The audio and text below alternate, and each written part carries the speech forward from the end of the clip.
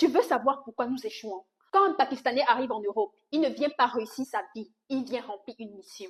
Une mission économique, communautaire, religieuse, familiale. Leur stratégie est claire. La femme gère les allocations, garde les enfants, sécurise la maison. L'homme sort chaque jour pour chercher le capital, peu importe le froid, la fatigue ou la langue. Dès qu'ils atteignent un petit bénéfice, ils épargnent collectivement. Ils créent une tontine de clan, jamais ouverte à des étrangers. Et cette tontine devient leur banque de guerre. En 2 ans, ils ouvrent un snack. En 4 ans, un supermarché. En 6 ans, ils rachètent des immeubles. En 10 ans, ils sont propriétaires des locaux que les Africains louent. Ils savent que la richesse, c'est la structure et que l'argent individuel ne pèse rien sans un système collectif. Notre drame à nous, nous confondons liberté et dispersion. L'Africain, dès qu'il met les pieds en Europe, croit qu'il a réussi. Il achète des baskets à 300 €, un iPhone 15 Pro. Il publie ses stories sur TikTok. Il veut montrer qu'il vit, pas bâtir pour survivre. Pendant que le Pakistanais construit un entrepôt, nous on construit des égaux. Pendant qu'ils achètent des immeubles, nous on achète des vêtements. Pendant qu'ils s'allient, nous nous divisons. Notre problème n'est pas le racisme, les gars. Notre problème, c'est notre immaturité collective. On veut des droits sans les devoirs. On veut les résultats sans les sacrifices.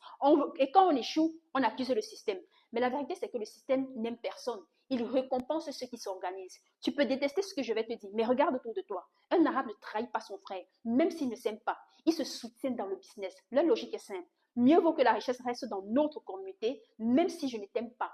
Un Africain lui préfère voir son frère échouer plutôt que réussir avant lui. C'est culturel. Dès qu'un noir ouvre un commerce, d'autres noirs créent le même à côté, juste pour le tester. Mais quand un arabe ouvre une boutique, les siens viennent acheter chez lui. Ils nourrissent leur propre écosystème. Et c'est comme ça qu'en 10 ans, ils deviennent incontournables. Pendant que nous gaspillons notre énergie à nous comparer, ils construisent des dynasties économiques. Les femmes arabes, pakistanaises, turques ou syriennes comprennent le rôle stratégique du foyer. Elles ne sabotent pas le système familial par orgueil. Elles savent que leur mari est la colonne du projet collectif. Elles participent à l'économie en gérant l'argent, pas en détruisant le plan. Pendant ce temps, chez nous, la désorganisation est totale. Les femmes veulent être indépendantes. Les hommes veulent être libres. Résultat, des couples explosent, des foyers implosent, les enfants grandissent sans repère. Et dans un monde d'alliance, nous sommes les seuls à entrer dans la bataille désunie. C'est la cause cachée de notre pauvreté. Les statistiques sont froides. Le taux de divorce est plus élevé chez les diasporas africaines.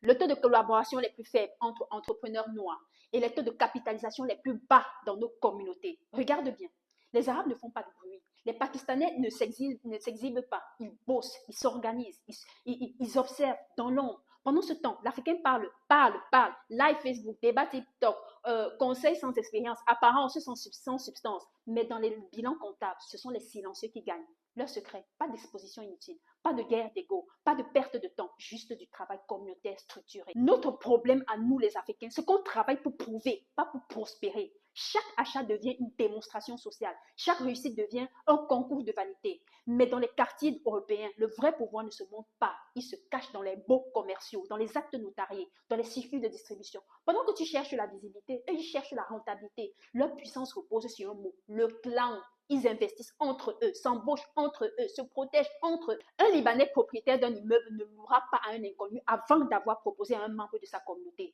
Un Pakistanais qui ouvre une boutique ne cherchera pas un employé sur Facebook. Il fera venir un cousin du village. Résultat, ils multiplient les structures. Ils deviennent leurs propres fournisseurs, leurs propres clients, leurs propres financiers. Nous, au contraire, on s'isole. On veut faire seul pour ne pas dépendre des autres. Mais dans un monde structuré par les réseaux, celui qui agit seul finit broyé. Tu veux savoir pourquoi nous échouons? Parce que nous portons en nous le poison du soupçon. Dès qu'un Africain voit un frère réussir, il pense à la sorcellerie, au vol, au favoritisme. Il ne demande jamais comment tu as fait, mais pourquoi toi et pas moi? Et ce virus détruit tout. La confiance, les synergies, les transmissions de savoir. Pendant ce temps, les autres communautés s'enseignent mutuellement les codes du succès. Chez eux, celui qui réussit devient une école. Chez nous, il devient une cible. Regarde Bruxelles, Paris, Lyon, Anvers. Partout où il y a de la marge, ils s'installent, ils coopèrent, ils s'étendent. Et le plus frappant, ils ont compris que le produit n'a pas besoin de leur culture. Ils vendent du manioc, du piment, du plantain, du poisson fumé, des produits africains à des Africains, mais sans les Africains. C'est l'humiliation silencieuse de notre génération, les gars. Leur plus grande force n'est ni la chance, ni l'intelligence. Attention, c'est la discipline. Ils savent se lever tôt, tenir des comptes, respecter un plan. Ils savent attendre, ils savent différer le plaisir pour récolter plus tard. Pendant ce temps, chez nous, on cherche la gratification immédiate. On veut kiffer la life avant de la structurer. Nous confondons bonheur et distraction. Mais dans un monde économique, la discipline est une religion. Celui qui la maîtrise domine. Attention, je ne fais pas de reproche à quelqu'un, c'est une alarme. Parce qu'à ce rythme, d'ici 20 ans, les Africains en Europe ne posséderont plus rien, même pas les commerces dits africains. Nous serons des consommateurs éternels de nos propres produits. Le monde économique ne récompense pas les rêveurs, il récompense les bâtisseurs. Et les bâtisseurs ont un point commun, ils pensent en clan, pas en individu. Le secret n'est pas mystique, ce n'est pas le racisme, c'est la stratégie communautaire. Tant que l'Africain ne comprendra pas que la richesse est un projet collectif, tant qu'il préférera le paraître à la puissance, tant qu'il se battra contre ses frères au lieu de se battre contre le système, il restera pauvre, même avec un diplôme d'ingénieur. Pendant que nous dormons, d'autres planifient. Et pendant que nous prions pour le succès, d'autres le fabriquent chaque jour dans le silence. Je suis Charlotte Elia.